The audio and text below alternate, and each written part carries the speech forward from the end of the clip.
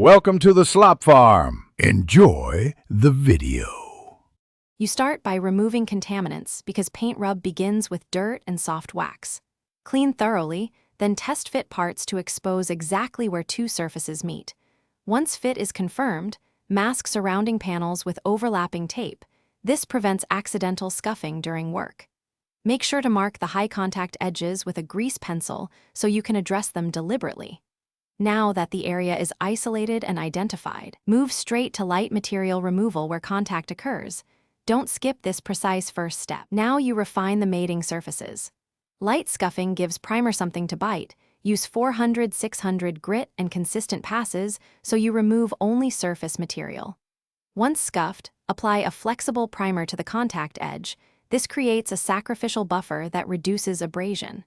Let each coat flash according to the product instructions, then recheck movement across the full range.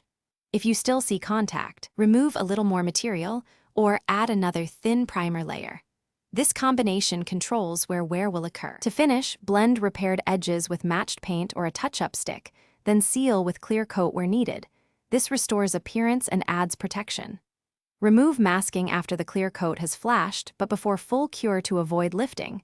Then polish gently with a fine compound to even the sheen. If rubbing recurs, check for misalignment or bent flanges. Those structural issues cause repeated paint loss. If you find deformation, realign or replace the panel rather than continuing cosmetic fixes.